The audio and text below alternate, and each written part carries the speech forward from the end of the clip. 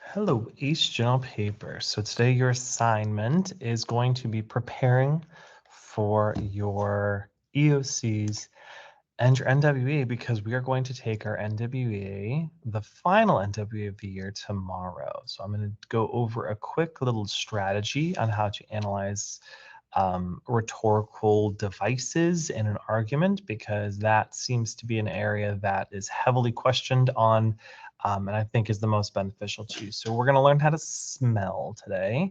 So let me display my screen and then we will get started smelling for rhetorical devices. Okay, so whole window, let's do that. And we're sharing. Okay, put this in full mode here. Awesome. All right, so this is the smell method, again, for analyzing rhetorical strategies. Remember, rhetorical strategies are things that the reader does. Oh, it's switching on its own today. Are things the reader does in order to convince the audience of their argument, or to sway, persuade, or let someone see their side. So the first S, the S of the word smell, is the sender receiver. So who's the speaker? Who are they talking to? What's the message meant for, right? This is where we've talked about tone and mood. So tone is what the speaker is saying, and mood is what the reader understands based on what is said. So you should analyze what's the relationship between the sender and receiver. Is it somebody who's trying to convince the other person? Is it somebody who is talking to like a friend? It depends on like the narrator of the story. Is it someone just sharing information? You should analyze all of that. Who are the images, language, rhetorical appeals meant to attract? And describe the speaker of the text. That's the S. So you're looking at the audience and the speaker for the S, the sender-receiver relationship.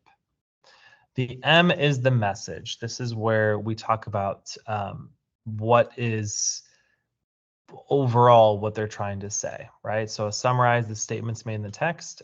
Again, summary is a huge portion of what we've been doing recently, right? You guys have been summarizing current event stories that you were able to bring information into your test. Well, that's a skill that's heavily valued in ELA, because summarizing text means you can take the key points and reduce it down to a small fraction. So summarizing the statements made in the text, and not just the overall statement, because there is one main overall statement, but usually there's some smaller statements as well.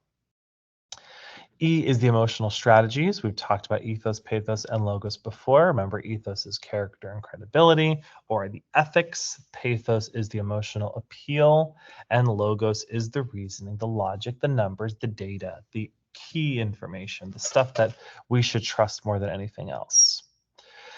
You also, for now, the L's, you're looking at logical fallacies. So how are they convincing their reader of their argument? Are they using sound logic, or are they using different logical fallacies? So does the argument use sound logical reasoning? Does the author employ formal logic with deductive and inductive reasoning?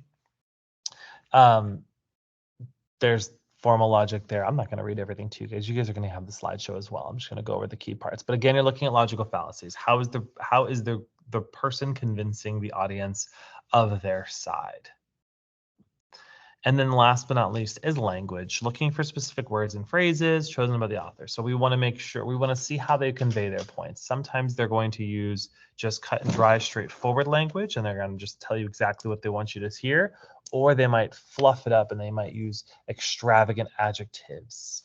And they might say things like the erroneous claims made by the terrible leader on that side said this, blah, blah, blah. So it depends on the adjectives that they use. That also gives you a good indication of what their overall goal of their argument is. Because if they're using lots of adjectives, chances are they are not,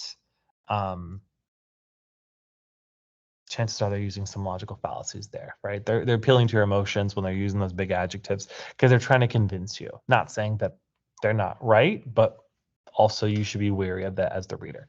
Okay, so you're going to use your smell and you're going to read an article. Let me stop sharing my screen here. You're going to read an article. It's actually a speech made by a person who won the Nobel Prize, and you're going to smell the speech, and you're going to analyze the different parts of it. So the S, the M, the E, the L, the L.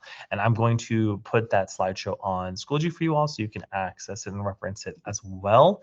But that is the goal for today. And so hopefully you learn these smell strategies that tomorrow when you're reading the passages for the NWEA, you're taking your time and you're actually analyzing it. Also on that note, if you grow from fall, all the way back in the fall when we took the NWEA, to winter, if you show the growth that you should have had from that NWEA, you are going to get a grade for this quarter, an easy bonus grade. If you don't grow, you're not going to get the grade. It won't hurt you, but if you do grow, there is a bonus grade for you this quarter right after you take the NWEA on Tuesday. Right when I get the results, I'll see who made their growth goals. And if you make your growth goals, you're getting a freebie points. And I might make that a big point. Actually, I'm thinking, yes, I'm not going to, maybe I'm going to.